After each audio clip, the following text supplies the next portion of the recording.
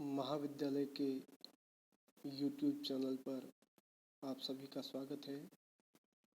प्रिय विद्यार्थियों, इससे पूर्व के वीडियो में हमने हिंदी साहित्य इतिहास की भक्ति काल की निर्गुण काव्य परंपरा में सूफी काव्य परंपरा, जिसे प्रेमाख्यान और प्रेम मार्गी शाखा भी कहते हैं, इस शाखा के प्रमुख प्रतिनिधि कवि मलिक मोहम्मद जायसी कृत पद्मावत में नागमती वियोग खंड के विभिन्न छंदों का हमने अध्ययन किया है।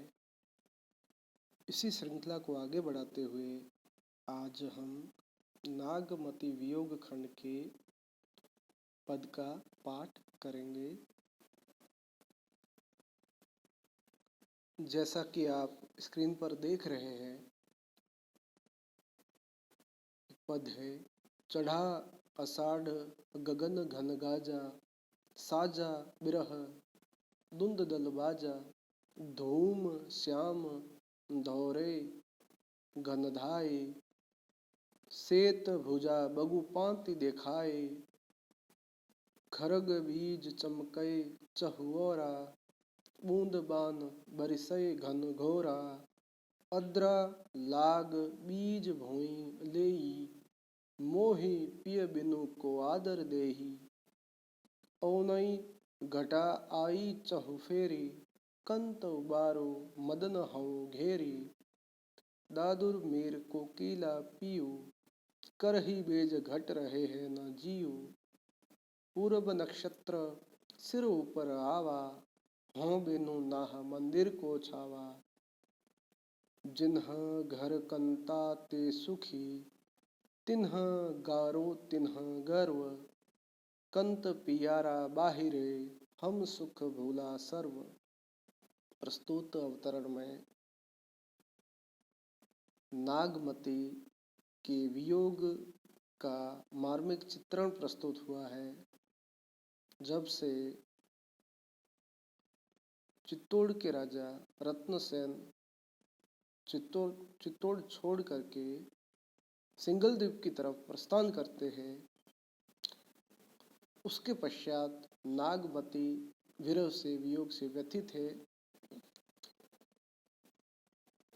उसी मार्मिकता को, उसी संवेदना को मलिक मोहम्मद जायसी ने 12 मासा, जहां आषाढ़ मास से प्रारंभ माना जाता है, का वर्णन किया है। और आषाढ़ माह में होने वाले जो परिवर्तन है, जो प्राकृतिक परिवर्तन है, उसके साथ साथ नागमती की क्या स्थिति है, उस व्यथा को चित्रित किया है। नागमती कहते हैं कि आषाढ़ का महीना आ गया है और आकाश बादल गरज रहे हैं। विरह ने, नागमती का जो विरह है, उस विरह ने मानो कि युद्ध की तैयारी कर ली हो, और उस विरह की वियोग की सेना आ पहुंची है। और एक प्रतीक योजना का संयोजन करते हुए जायसी लिखते हैं कि जो उसके सैनिक है, जो गोरे बादल है और काले रंग के जो बादल है, ये गोरे रंग के और काले रंग के बादल सैनिकों की तरह आकाश में दौड़ रहे हैं, और साथ ही उनके मध्य उड़ने वाली जो गर्दिश है, जो उड़ने वाले जो धूल है, वो ऐसा लग रहा है कि बगुलों की श्वेत पंक्तियां, बगुलों की श्वेत पंक्तियों के समान वो दिखाई देती है। कहने का अभिप्राय यही है कि बादलों को और उस परिवेश को इन्होंने युद्ध और सैनिक की संज्ञा, उपमा दी है। और जो बिजलियां हैं, मेघों की जो बिजलियां हैं, वो बिजली तलवार के समान चमकने लगी है, और यह जो तलवार है वो चारों तरफ चमक रही है। और मेघ जो बादल है वो बूंद रूपी बाणों को छोड़ रहे हैं और उसकी बरसात कर रहे हैं। कहने का अभिप्राय यही है कि बादल, बरसात और बिजली को युद्ध सैनिकों और परिवेश की उपमा दी है। और जो उस समय की जो घटाएं हैं वो उमड़कर चारों तरफ नागमती को संकेत कर रही है, नागमती को वो दुखी और व्यथित ध्वनि में पुकार रही है।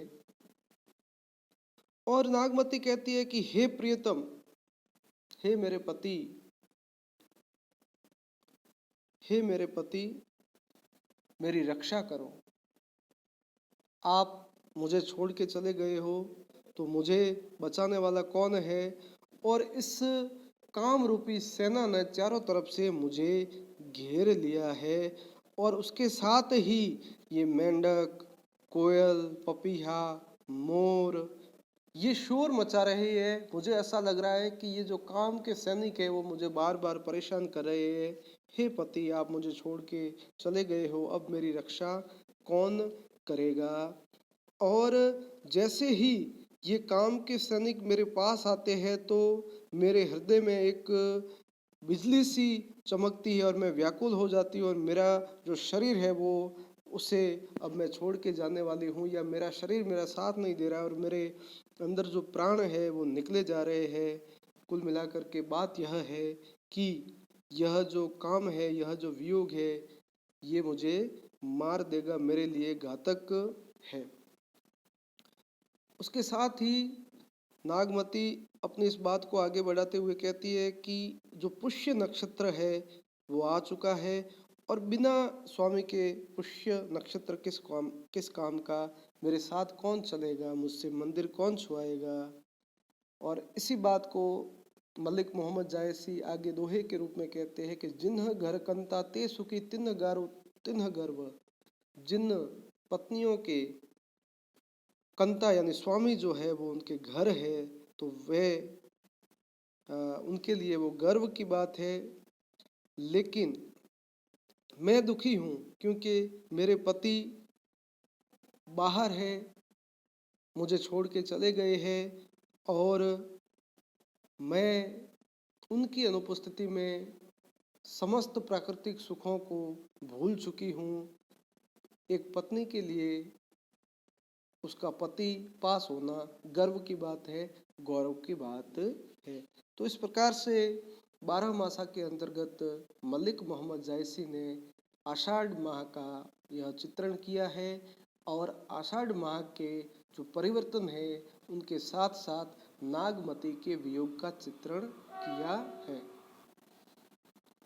किसी भी अवतरण की व्याख्या करने के पश्चात विशेष का संयोजन निहित होता है, तो इसके अंतर्गत आप नागमती के वियोग वर्णन का जो सजीव चित्रण है इसका आपको उल्लेख करना है और जो अलंकार है, इसकी भाषा है, इसकी शैली है, इसके बारे में भी आपको लिखना चाहिए। जैसा कि इसकी जो भाषा अत्यंत ही सरल है, सरस है और अलंकारों की भी छटा विद्यमान है।